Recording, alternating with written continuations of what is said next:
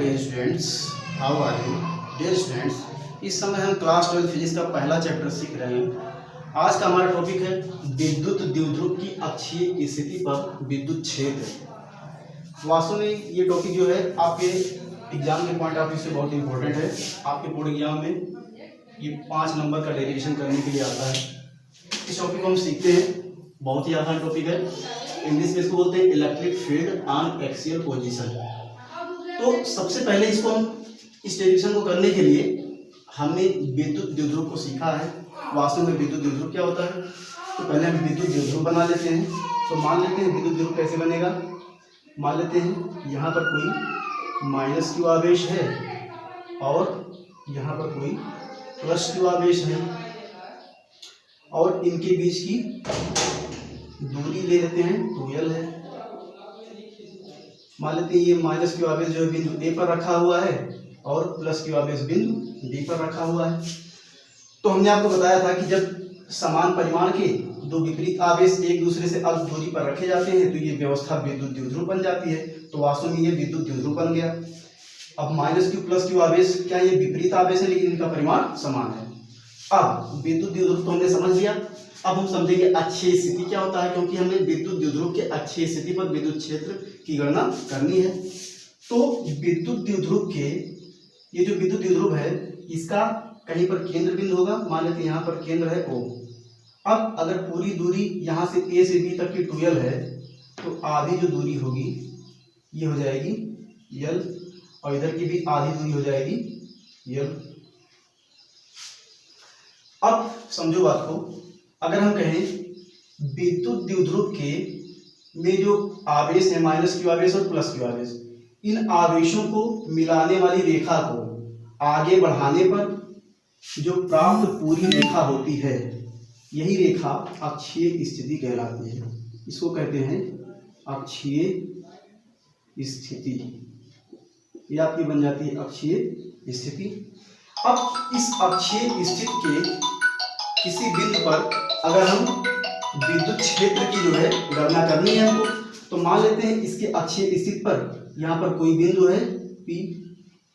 तो हम जानते हैं कि आवेश के कारण उसकी चारों तरफ विद्युत क्षेत्र उत्पन्न होता है। यहाँ पर माइनस क्यू आवेश है तो माइनस क्यू आवेश के कारण इसकी चारों तरफ विद्युत क्षेत्र उत्पन्न होगा, प्लस क्यू आवेश के कारण इसकी चारों तरफ विद्युत क्षेत्र उत्पन्न होगा। तो इस बिंदु P पर हम एक मान लेते हैं हमने प्लस क्यू जीरो, थोड़ा सा बड़ा लिख देते हैं, प्लस क्यू जीरो एक परीक्षण आवेश की कल्पना कर लेते हैं। हमने माना कि इस बिंदु P पर एक प्लस क्यू जीरो परीक्षण आवेश उपस्थित है। तो ये माइनस क्यू आवेश इस प्लस क्यू आवेश पर क्या करेगा, माइनस और प्लस विपरीत आवेश है तो इनके बीच जो है आकर्षण बनाएगा। तो माइनस क्यू आवेश प्लस क्यू को अपनी तरफ खींचेगा। तो इस पर जो बल लगेगा उस बल की दिशा इधर हो जाएगी। तो बिंदु ए के द्वारा लगाया गया बल तो इसका नाम दे देंगे Fa। लेकिन हमको ज्ञात करना है विद्युत क्षेत्र। तो हमने आपको बताया था कि विद्युत क्षेत्र की दिशा वही होती है जो विद्युत बल की होती है।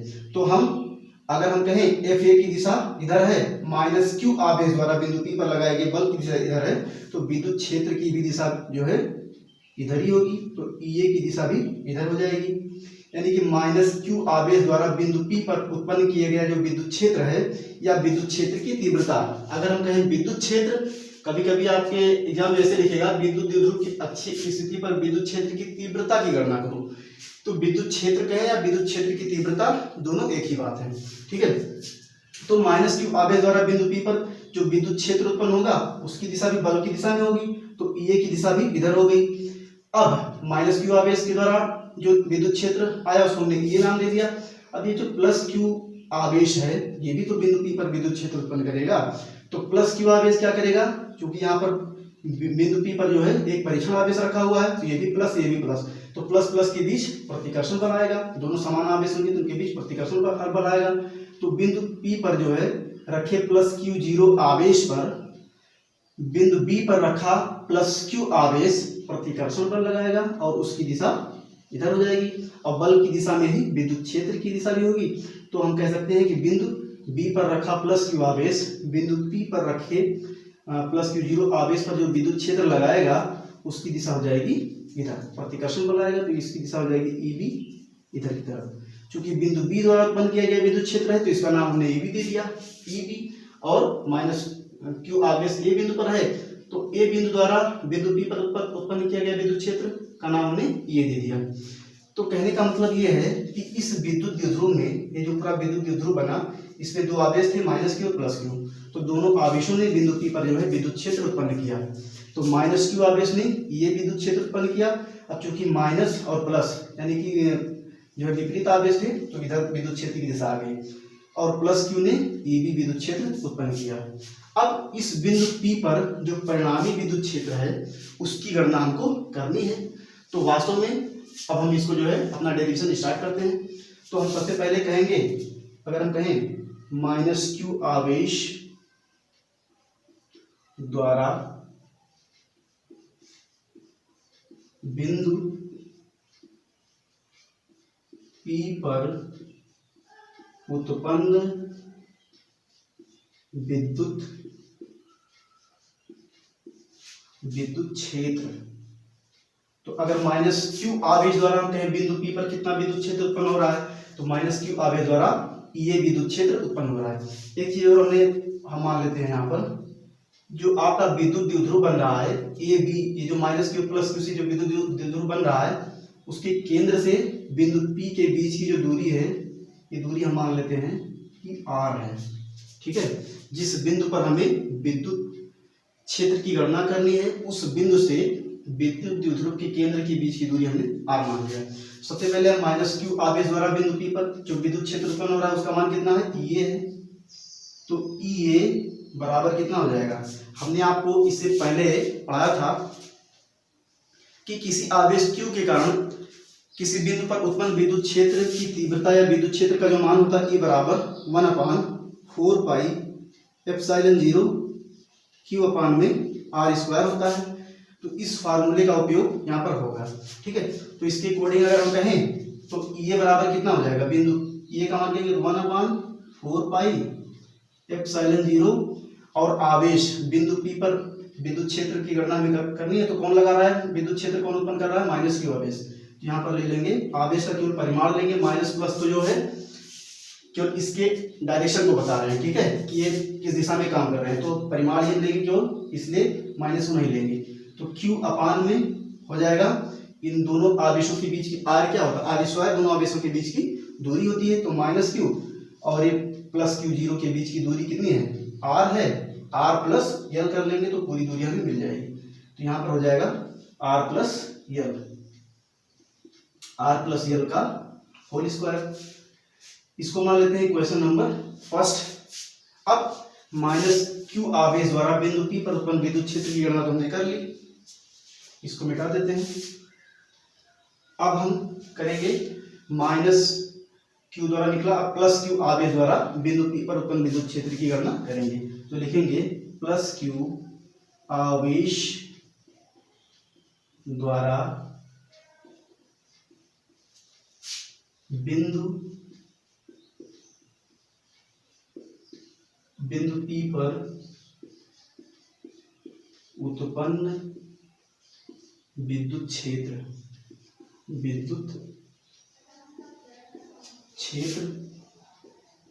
तो प्लस क्यू आवेश द्वारा जो विद्युत क्षेत्र उत्पन्न होगा, तो प्लस क्यू आवेश बिंदु बी पर रखा है तो इसके विद्युत क्षेत्र को नाम दे देते हैं ईबी, और फार्मूला हमारा क्या होता है 1/4 पाई एप्सिलॉन 0 Q अपान में R स्क्वायर। तो Q ऊपर लिखेंगे, नीचे R स्क्वायर मतलब दोनों आवेशों के बीच की दूरी। तो बिंदु P पर प्लस क्यू जीरो आवेश है और बिंदु B पर प्लस क्यू आवेश है, तो इन दोनों के बीच की दूरी हम अगर निकालेंगे तो हम कह सकते हैं, अगर एक पूरी दूरी यहाँ से जो केंद्र से दूरी है P की, R में से अगर यल को घटा दें, या फिर एक बार अगर लिखना चाहें तो लिख सकते हैं कि यहाँ की बीच की दूरी कितनी है, BP स्क्वायर है। उसके बाद एक स्टेप आगे कर लेते हैं। अब हम कहेंगे EB बराबर, तो हमें मिल जाएगा 1/4 पाई एप्सिलॉन 0, उसके बाद Q अपान में BP का मान कितना हो जाएगा, B से लेके P तक की दूरी अगर निकालनी है हमें तो OP, यानी यहाँ इतनी दूरी में से अगर इतनी दूरी हम माइनस कर देंगे तो हमें इतनी दूरी BP मिल जाएगी। तो पूरी दूरी कितनी है, R है, तो r पूरी दूरी r में से अगर हम l माइनस कर दें तो ये r माइनस यल का होल स्क्वायर कर दें, ठीक है। पूरी दूरी r में से l माइनस करेंगे तो हमें इतनी दूरी मिल जाएगी, और यहाँ पर फार्मूले में स्क्वायर लगा होता है इसलिए हमने स्क्वायर लगा दिया, ठीक है। तो ये होगा आपका क्वेश्चन नंबर सेकेंड। अब वास्तव में हमें बिंदु P पर किसकी गणना करनी है, जो परिणामी विद्युत क्षेत्र है उसकी गणना करनी है। तो परिणामी विद्युत क्षेत्र क्या होगा, देखो अब आप बात को ये समझो, जो किसी आवेश द्वारा किसी बिंदु पर उत्पन्न विद्युत क्षेत्र का जो फार्मूला हमने बताया था, ये बराबर 1/4 पाई एप्सिलॉन 0 Q/r²। और दो आवेशों के बीच लगने वाले बल या विद्युत बल का कूलाम के नियम से आप जानते हो 1/4 पाई एप्सिलॉन 0 Q1 Q2/r²। तो यहाँ से आप क्या समझ रहे हो, जो विद्युत क्षेत्र है E को विद्युत क्षेत्र कहते हैं, विद्युत क्षेत्र की तीव्रता भी इसी को बोलते हैं। तो E जो है वो बीच की दूरी, दोनों आवेशों के बीच की दूरी के व्युत्क्रमानुपाती है, यानी आवेशों के बीच की दूरी अगर ज्यादा होगी तो विद्युत क्षेत्र कम उत्पन्न होगा, अगर आवेशों के बीच की दूरी कम होगी तो विद्युत क्षेत्र ज्यादा उत्पन्न होगा। तो यहाँ से अगर हम इस फार्मूले से कहें, अगर हम इसके अकॉर्डिंग समझें यहाँ पर, तो आप ध्यान से देखो, बिंदु P पर प्लस Q आवेश द्वारा जो उत्पन्न विद्युत क्षेत्र है, प्लस Q आवेश B बिंदु पर है, तो इसके द्वारा जो उत्पन्न किया गया विद्युत क्षेत्र EB है। तो ये चूंकि ये जो है बिंदु P के ज्यादा करीब है, तो ज्यादा करीब है तो ज्यादा विद्युत क्षेत्र उत्पन्न करेगा, इसलिए हमने इसको बड़ी लाइन से दिखाया है। तो EB जो है EB ज्यादा होगा, और माइनस Q आवेश द्वारा बिंदु P पर जो विद्युत क्षेत्र उत्पन्न होगा, चूंकि माइनस Q आवेश बिंदु P से ज्यादा दूर है तो ये कम विद्युत क्षेत्र उत्पन्न करेगा, तो इसको हमने छोटी लाइन से दिखाया है। क्योंकि ये दूर है तो कम विद्युत क्षेत्र उत्पन्न करेगा, दूरी ज्यादा होगी तो विद्युत क्षेत्र कम हो जाएगा, दूरी अगर कम होगी तो विद्युत क्षेत्र ज्यादा हो जाएगा। ये आपका जनरल फार्मूला है, इसको हमने आपको सिखाया था, इसी के अकॉर्डिंग हम इसको जो है लिख रहे हैं। अब समझो बात को, हमें तो वास्तव में बिंदु P पर परिणामी विद्युत क्षेत्र की गणना करनी है। तो परिणामी विद्युत क्षेत्र क्या होगा, EB की डायरेक्शन इधर है क्योंकि विद्युत क्षेत्र एक सदिश राशि है, और EA की डायरेक्शन इधर है। तो अगर ये ज्यादा है तो ज्यादा में से अगर हम कम घटा देंगे तो जो बचेगा वो हमें परिणामी विद्युत क्षेत्र मिल जाएगा। तो अगर हम कहें बिंदु P पर, हम कहें बिंदु P पर उत्पन्न परिणामी विद्युत क्षेत्र, जो परिणामी विद्युत क्षेत्र होगा उसको हम E से दिखा देते हैं। E बराबर क्या कहेंगे, बिंदु P बिंदु पर दो ही आवेश जो विद्युत क्षेत्र उत्पन्न करेंगे, क्योंकि यहाँ दो ही आवेश हैं विद्युत द्विध्रुव में, तो हो जाएगा ज्यादा में से कम को घटा देंगे तो EB माइनस E ये कर देंगे, यानी कि इसमें से दो, क्योंकि दोनों विपरीत दिशा में है तो इनका जो परिणामी आएगा दोनों के अंतर के बराबर होगा, तो EB माइनस E हो जाएगा। अब इसी को कैलकुलेट कर लेते हैं, उसके बाद हमारा जो है फार्मूला निकल के आ जाएगा। बहुत ही आसान डेरिवेशन है, आप इसको समझो। अब कहेंगे E बराबर, तो हमें क्या मिल जाएगा, EB का मान रखते हैं, EB का मान कितना है 1/4 पाई एप्सिलॉन 0 Q में R माइनस L का, L लिखा है L का होल स्क्वायर, माइनस EA का मान कितना है, EA का मान है 1/4 पाई एप्सिलॉन 0 Q में R प्लस L का होल स्क्वायर, ठीक है। अब यहाँ पर आप ध्यान से देखो 1/4 पाई एप्सिलॉन 0 1/4 पाई एप्सिलॉन 0 इसमें भी है, Q भी इसमें है दोनों में, तो इसको हम कॉमन कर लेते हैं, तो हमें मिल जाएगा E बराबर Q 1 जा Q, यानी Q में इसमें मल्टीप्लाई करें, Q करने Q 4 पाई एप्सिलॉन 0, और यहाँ पर आपका बढ़ जाएगा, ऊपर कुछ नहीं तो 1 आ जाएगा, 1/R माइनस L का whole square minus 1/R plus L का होल स्क्वायर। अब थोड़ा सा इसमें कैलकुलेशन है, उसको कर लेते हैं, उसके बाद आपका जो है डेरिवेशन कंप्लीट हो जाएगा। तो इधर मिटा दे, इधर थोड़ा सा मिटा देते हैं ऊपर, आप इसका अगर स्क्रीनशॉट लेना चाहो तो ले सकते हो। ओके, आगे करते हैं कंटिन्यू, इधर वाला मिटा देते हैं।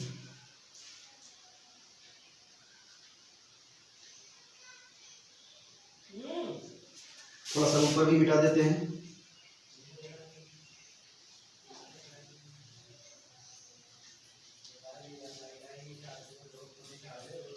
अब समझो बात को, आगे का स्टेप यहाँ से हम यहाँ कर दे रहे हैं, इसके बाद से क्या हो जाएगा, ई बराबर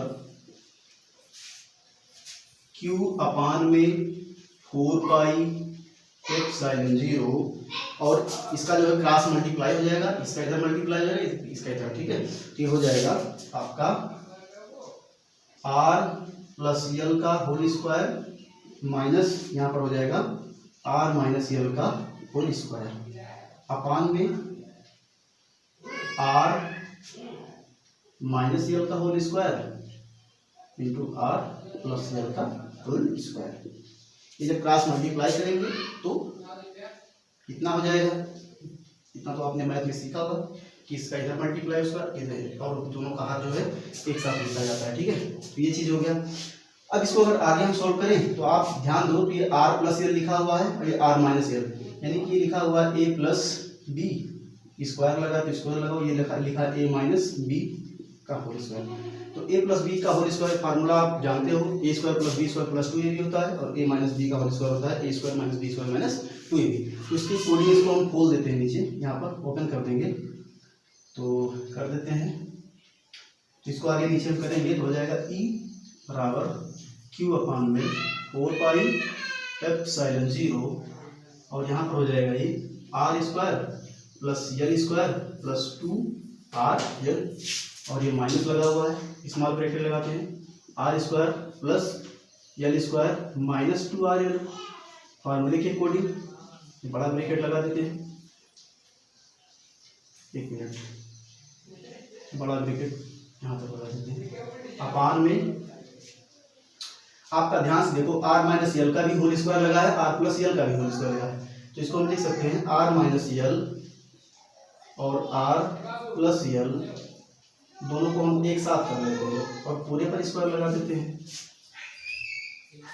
ये पूरे पर हमने स्क्वायर लगा दिया इसके, क्योंकि इसका भी स्क्वायर है इसका भी स्क्वायर है, ठीक है। इतना हो गया। अब इस माइनस साइन का अंदर मल्टीप्लाई कर देंगे तो हो जाएगा ई इक्वल टू, यहाँ जाएगा क्यू अपॉन में 4 पाई एप्सिलॉन 0, और ये हो जाएगा आर स्क्वायर, थोड़ा सा और बड़ा लिखते हैं ताकि आपको दिखाई पड़े, R square plus L square, यहाँ से स्टेप लिख रहे हैं, ठीक है, प्लस 2r यल, ये हो गया माइनस, ये माइनस का अंदर मल्टीप्लाई होगा, ये माइनस प्लस का ये हो जाएगा माइनस आर स्क्वायर, और माइनस प्लस का ये माइनस यल स्क्वायर, और माइनस माइनस का हो जाएगा प्लस 2r यल, ये पूरा ऊपर आ गया आपका अपान में। ये आप ध्यान से देखो, ये लिखा हुआ है आपने जो है इसको ध्यान समझो, तो ये लिखा हुआ है आर माइनस एल पहले ब्रैकेट में और आर प्लस एल दूसरे ब्रैकेट में, यानी कि लिखा हुआ है ए माइनस बी और ए प्लस बी। तो इसका फार्मूला आप जानते हो, A square minus B square होता है, तो उसके अकॉर्डिंग ये हो जाएगा R square minus L square, ठीक है। ये फार्मूला लिखा हुआ है, इसको हम लिख देते हैं, और उसके बाद तो इसको लिखा, और एक स्क्वायर और लगा हुआ है तो उसको भी लगा देंगे, तो इसको कर देते हैं, मिटा देते हैं। अब इसको आगे करते ही कंटिन्यू, ये हो जाएगा आपका R square minus L square का होल स्क्वायर, जो फिर लगा हुआ है उसको लगा देते हैं, ठीक है। ये आपका हो गया, इतना स्टेप हो गया। अब इस स्टेप को तो हमने पहले लिखा था ना, तो इस स्टेप को हम मिटा देते हैं ताकि आपको कंफ्यूजन ना हो, थोड़ा सा और बचा है और हमारा फार्मूला आ जाएगा। अब समझो बात को, यहाँ पर आप देखो तो आर स्क्वायर यहाँ प्लस में है, आर स्क्वायर यहाँ माइनस में है, एल स्क्वायर यहाँ प्लस में है, यहाँ माइनस में है, कैंसिल हो गया, दोनों प्लस में है तो ये ऐड हो जाएंगे, तो हो जाएगा ई इक्वल टू क्यू अपान में 4 पाई एप्सिलॉन 0, और यहाँ पर 2r l मिलकर 4r l हो जाएगा, नीचे R square minus L square का होल स्क्वायर, इतना हो गया। क्यू को अंदर ले लेते हैं और 4 को 2 इंटू 2 कर लेते हैं, ये हो जाएगा E equal to Q into 2 into 2r l upon में, और यहाँ पर हमने 4 पाई एप्सिलॉन 0 को छोड़ दिया था, क्यू अपान में यहाँ पर हो जाएगा 4 पाई एप्सिलॉन 0, और साथ में ये है R square minus L square का होल स्क्वायर, ठीक है। इतनी बात हो गई। अब 2 को इसके साथ हम कर लेते हैं, तो ये बन जाएगा हमारा E equal to 4 pi epsilon 0 को अलग लेते हैं तो 1/4 पाई एप्सिलॉन 0, अब 2 इसके साथ कर लेंगे तो ये हो जाएगा इंटू 2 को इसके साथ लेते हैं 2 और Q ले लेते हैं और साथ में L ले लेते हैं, बचा क्या R बच गया, तो R को बाहर ले लेते हैं, अपान में नीचे हो गया R square minus L square का होल स्क्वायर। थोड़ा सा और स्टेप आगे कर देते हैं, इसको मिटा देते हैं, अगर आपको इसके साथ करना हो तो कर सकते हैं। ओके,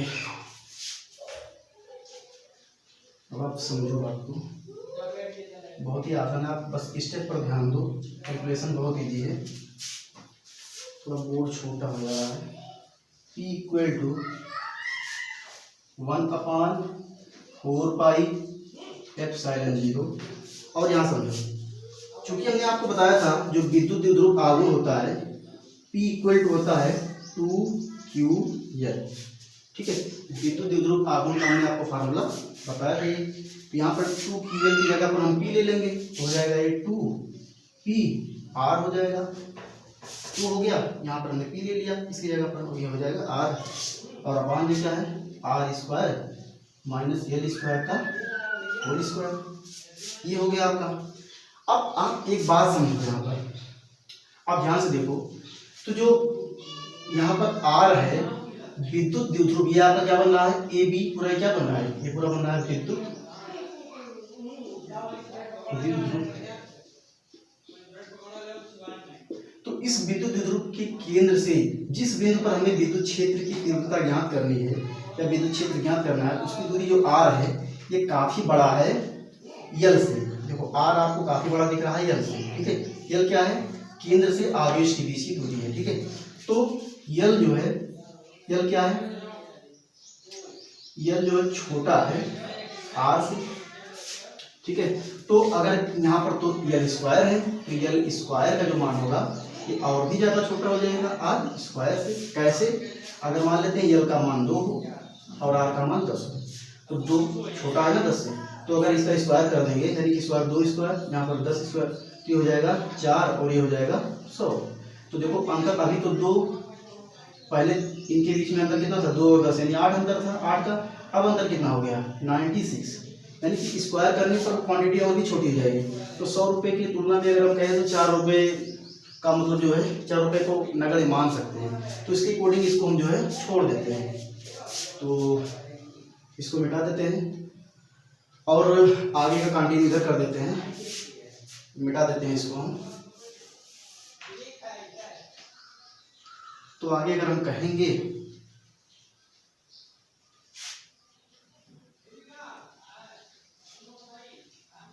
तो देखो, तो हम क्या कहेंगे, लिख देंगे यहाँ पर, अतः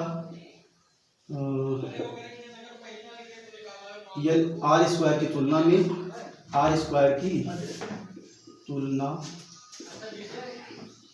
में L स्क्वायर को नगण्य मान लेते हैं, नगण्य मान लेते हैं।